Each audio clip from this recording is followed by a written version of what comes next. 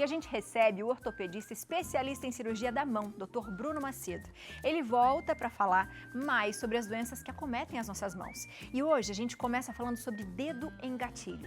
De acordo com a literatura médica, a incidência dessa doença na população é de 28 para cada 100 mil pessoas. Quer saber mais sobre essa e outras doenças das mãos? Envia sua dúvida pra gente no nosso WhatsApp 1231041212. Doutor Bruno, seja sempre muito bem-vindo à nossa casa. Vou te falar que minha mãe, toda vez que você vem, ela fala assim, vou assistir e vou nele, eu preciso ir nele. É bonitinho demais. Mamãe já deve estar de olho aqui na entrevista. Diga ela que vai ser muito bem recebida, pode mandar ela lá. Doutor, a gente nunca imaginou nas pautas do Santa Receita como esse assunto gera pergunta. Verdade. Tem muita gente com problema nas mãos, com dores articulares, doutor. São doenças muito incidentes, né? São muito comuns de acontecerem, principalmente na população um pouquinho mais idosa, a partir dos 40 anos não é idoso, mas a partir dos 40 anos a gente já vai começar a ter várias alterações e aí vai ser realmente muito mais comum em pacientes 50, 60 a mais. Então, assim, apesar da gente não ouvir muito falar, mas a gente recebe no consultório muitos pacientes com as queixas muito parecidas e o que a literatura mostra. Então, assim, são doenças muito frequentes. Muito frequentes. O que é o dedo em gatilho, doutor? O dedo em gatilho é a manifestação de uma tendinite num local muito específico da mão. Então, essa manifestação se dá por dor, por realmente travamento, engatilhamento do dedo, geralmente nessa posição, o paciente consegue fechar a mão, consegue fechar o dedo, mas na hora de abrir o dedo fica travado. E para destravar isso gera dor, gera desconforto. Nos estágios mais iniciais, a gente vai ter só realmente a dor e desconforto ali nessa região. Com o passar do tempo, a gente vai ter esse travamento que a gente consegue desengatilhar o dedo com a força da própria mão e pode chegar ao ponto de a gente travar aqui só com a outra mão para conseguir ajudar, ou nem isso, o dedo vai ficar realmente aqui travado. São casos mais extremos, um pouquinho mais difíceis de acontecer, porque a gente geralmente trata antes, mas pode acontecer. E doutor, geralmente tem o dedo certo? Por exemplo, geralmente é esse dedo, esse não? Tem os dedos mais frequentes. Então, pela literatura, a gente encontra os dedos mais frequentes são o quarto dedo e o polegar. Mas virtualmente pode acontecer em qualquer dedo. E a partir do momento que a gente tem um dedo em gatilho, a gente aumenta a chance de ter outros dedos. Não tem como prever, a gente vai tratando realmente à medida que vai surgindo, mas a gente tem essa incidência maior em quem já teve algum dedo em gatilho alguma vez na vida. E doutor, quando a gente pensa isso, a gente pensa nas pessoas, né, depois dos 40 anos, geralmente, mas eu cheguei a ler, e eu não sei se é verdade, que as crianças, de repente, de 1 ou 2 aninhos, podem, de repente, nascer assim, ou ficar com, principalmente, o dedão assim, não é? O polegar. Perfeito, isso mesmo. Existem algumas causas do dedo em gatilho. Então, a causa clássica é essa vamos pegar aqui para a gente mostrar. Isso aqui é uma representação do esqueleto da mão e nessa localização aqui dos metacarpos, na cabeça dos metacarpos, a gente tem um túnel que a gente chama de polia. E é nessa região que o tendão vai entrar no dedo, o tendão que faz a gente fechar o dedo. Então, nessa localização entre a polia e o tendão, a gente vai ter essa reação inflamatória, essa tendinite, essa tenossinovite que a gente chama. Então, a partir do momento que a gente inflama isso daqui, vai ficar mais difícil da gente dobrar o dedo. Essa é a causa clássica, a causa inflamatória. Pode acontecer por causa tumoral, então a gente tem um cisto nessa região da polia que vai impedir o deslocamento do tendão. E no caso das crianças, que a gente chama de gatilho congênito, é uma causa um pouquinho diferente. Geralmente não é a polia que tem problema, mas o tendão nasceu um pouquinho mais gordinho, mais espessado do que deveria. E aí a criança já nasce meio com o polegar dobrado. É difícil, às vezes, desengatilhar o dedo. Os pais vão observar isso, às vezes a criança já tem alguns meses, até 1 ano de idade, com o dedinho travado. E aí, no caso das crianças, o polegar é disparado o dedo mais comum, realmente. Se o paciente desengatilha o dedo, fica bem, que vai ser a maioria dos casos, até os 2 anos, a gente não precisa se preocupar, não vai ter prejuízo nenhum para a criança. Acima dos 2 anos, se o paciente continua com o dedo em gatilho, vale a terapia da cirurgia. Porque é aquela história, o tendão está super espessado, não tem como a gente mexer por fora para a gente conseguir deslizar bem o tendão. Então a gente vai lá e abre o túnel e o tendão vai passar bem. Doutor, quem já tem dores articulares, é mais comum, de repente, ter o dedo em gatilho? É mais comum porque geralmente a gente tem associação de doenças. Então, lembra que eu falei dos pacientes acima de 50, acima de 60? Nesses pacientes eu vou ter artrose, eu vou ter síndrome do túnel do carpo, eu vou ter outras tendinites. Então, é comum o paciente chegar para a gente com queixa de dormência, formigamento, o dedo que dói, que engatilha. as articulações dos dedos já um pouquinho deformadas por conta da artrose. Então, quando você coloca tudo junto, a gente realmente precisa separar e tratar individualmente, mas é muito comum. O paciente que já tem dor articular nas mãos acaba piorando por conta de um dedo engatilho. E a gente pode provocar isso também com tarefas repetitivas, por exemplo, doutor? Existem algumas teorias que tentam provar que microtraumas nessa região aí da polia podem causar o dedo engatilho, mas a gente tem muito mais associação com outras doenças. Por exemplo, os pacientes que têm diabetes vão ter uma chance aumentada de ter dedo engatilho. Pacientes que têm doenças inflamatórias crônicas, como por exemplo o gota. A gente já operou alguns pacientes que tinham tanto cristal de ácido úrico no tendão que deixou o tendão super espesso, super inchado e dificultava realmente o tendão deslizar. A gente precisava operar para liberar esse tendão. Pode acontecer até causas infecciosas, que isso aí são bem mais raras e são realmente bem tragédia, mas pode acontecer também. Mas na maioria das vezes a causa inflamatória pura é a mais comum.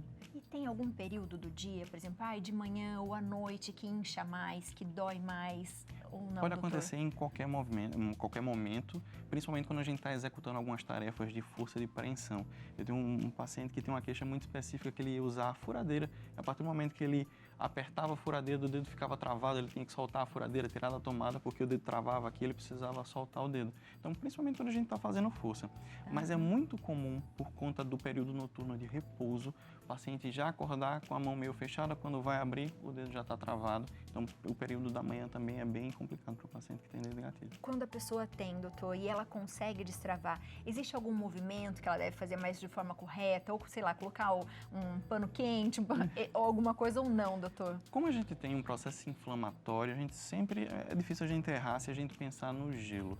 Mas são medidas auxiliares, então gelo, exercícios de alongamento, de fortalecimento muscular, muito para a gente tentar deixar o paciente mais confortável. Mas a terapêutica mesmo vai partir realmente com medicação, infiltração, se for o caso, até um procedimento cirúrgico no futuro.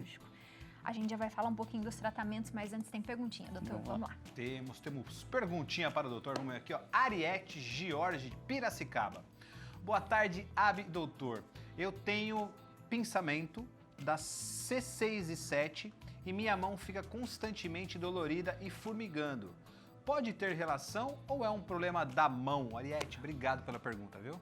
Boa tarde, obrigada, Ariete. O que é isso, doutor? C6 e 7? A gente numera as vértebras por letras e números. Então, quando a gente fala das vértebras da coluna cervical, da coluna do pescoço, a gente vai denominar como C. E aí, a ordem das vértebras é a primeira, a segunda, a terceira. Então, C6, C7 seriam a sexta e a sétima vértebra da coluna cervical. Entre uma vértebra e outra, a gente tem um amortecedor que a gente chama de disco. Se esse disco sai do lugar por algum motivo, geralmente por degeneração, a gente tem uma hérnia de disco, algumas pessoas chamam de pinçamento, mas ela pode comprimir a raiz do nervo que está saindo da medula e vai até a ponta do dedo. Então, quando a gente tem um paciente com síndrome do túnel do carpo, por exemplo, que tem dormência, tem formigamento, tem dor na mão, a gente precisa diferenciar se ela tem uma compressão no túnel do carpo, no punho, ou se porventura ela tem uma dupla compressão, tem uma compressão também na coluna cervical, que de certa forma isso é comum. Então, lesões da coluna cervical podem causar dor e incômodo na mão também. E doutor, tem a ver com compensação? Porque, por exemplo, eu tive uma epicondilite e aí eu percebia que a minha coluna doía muito, porque parece que você segura a dor, não sei. E é isso é mais ou menos isso que acontece? Isso existe. A gente não passa muito pelo consciente, mas a gente sempre vai ter a atitude de tentar defender aquele membro doente. Então a gente começa a sobrecarregar outras articulações para tentar proteger aquela que a gente tinha machucado. É muito comum isso quando a gente tem uma lesão no membro inferior. Eu tenho um problema de joelho, artrose, por exemplo, do joelho, eu começo a ficar em pé de uma forma diferente, eu começo a andar de uma forma diferente, e aí o outro joelho começa a reclamar, o quadril, a coluna. No membro superior também isso é importante. A gente está com o cotovelo doendo, muitas vezes eu vou usar a outra mão, o outro ombro para tentar proteger, para tentar fazer mais funções do que esse daqui. O que de certa forma não está tão certo, porque a gente precisa tratar a causa para que você não sobrecarregue outras coisas. Boa. Doutor, como funcionam os tratamentos para o dedo engatilho? É possível ele desinchar, ter uma vida normal ou não? A ideia é justamente ter uma vida normal. Em até 30% dos casos, nos casos iniciais, que só tem dor na região lá da polia, podem ir embora sozinhos, sem a gente precisar realmente fazer muita coisa. Nos casos que vão piorando, que vão cursando realmente com engatilhamento verdadeiro, é mais difícil ir embora sozinho. O diagnóstico é clínico. O paciente, quando entra no consultório, depois da conversa, depois a gente examinar o paciente, a gente já sabe o que é que está acontecendo e a gente já sabe o que é que vai fazer. A gente pede o exame muito para confirmar o diagnóstico, às vezes até por conta do plano de saúde, do convênio, e para também excluir outras coisas. Se eu tiver um cisto lá na polia, muitas vezes eu não vou conseguir ver isso no consultório e a gente vai precisar realmente do exame. E aí um ultrassom bem feito está de bom tamanho. Mas a partir do momento que a gente tem o diagnóstico, a gente já realmente fez o exame, a gente já começa a tratar. Então, o paciente vai sair do consultório muitas vezes com uma solicitação do ultrassom e já com uma dose de corticoide de depósito. Aquele corticoide que a gente vai fazer intramuscular só vai ter uma aplicação, geralmente vai ficar no organismo em uns 2 meses, ajudando a melhorar esse processo inflamatório. Muita gente pergunta, mas eu não vou engordar, eu não vou ter todo aquele problema com corticoide? Não. Quando a gente faz uma dose, principalmente dose de corticoide de depósito, a gente não tem esses efeitos colaterais. Para a gente ter o efeito do corticoide, a gente tem que fazer realmente de longa duração em doses muito grandes para que a gente suprima todo o eixo hormonal da gente, a gente vai ter efeito colateral. Nesse caso, não. Quando o paciente retorna com o exame, a gente pode partir para a segunda fase, que seria a infiltração. Em vez de dar outra dose de corticoide, a gente vai fazer corticoide na polia. Pensar no corticoide como se fosse um anti-inflamatório extremamente potente e de longa duração. Tá. Então, a partir do momento que eu faço no local, não vai ter absorção sistêmica praticamente nenhuma, mas vai ter total absorção local e a gente geralmente consegue debelar o processo inflamatório. De 100 pacientes que a gente infiltra, a literatura mostra que 70 vão ficar bem. Nossa, que bom, doutor. É muito alta a chance de cura. 100% dos pacientes depois da infiltração vão melhorar. Os outros 30 que sobraram aí vão voltar a ter sintomas depois de 3, 6 meses. Então, se a gente tem um paciente mais velho que voltou a incomodar, voltou a engatilhar depois desse tempinho, aí a gente realmente começa a pensar na cirurgia. A não ser o paciente que ele chega já com gatilho grave. A gente nunca se viu, o paciente chega no consultório já com o dedo que não consegue destravar com nada. Esse paciente vai sair com indicação de cirurgia já na primeira consulta. Na primeira consulta. Mas é mais difícil, bem mais difícil A gente tem um videozinho aqui, doutor, da cirurgia. Explica pra gente, doutor, como que ela funciona? Então, a gente tem essa região aqui do metacarpo, da cabeça do metacarpo, e é justamente onde está a polia. Qual é a ideia? É que a gente abra a polia, que a gente abra o túnel. Se a gente tem uma reação inflamatória ali, com o passar do tempo, o túnel ele vai ficando mais baixo, vai ficando mais difícil ainda do que do tendão passar ali no túnel. Então, a ideia é abrir a polia, abrir o túnel, e o tendão vai passar tranquilo, livre, sem grandes problemas. É uma cirurgia da nossa especialidade, da cirurgia da mão, talvez seja a mais simples que a gente tem. Coisa de 10 minutinhos a gente já resolveu o problema rápido, super rápido. Doutor. E a recuperação? O paciente não sai da sala cirúrgica com imobilização, então a gente indica, a gente estimula inclusive mobilidade. Quanto mais a gente mexer no pós-cirúrgico, menos dor a gente vai ter. Não é uma cirurgia que costuma doer muito, mas menos dor ainda a gente vai ter e a gente preserva a mobilidade. A gente costuma escutar, mas se eu operar isso eu vou perder movimento do dedo, uma coisa assim.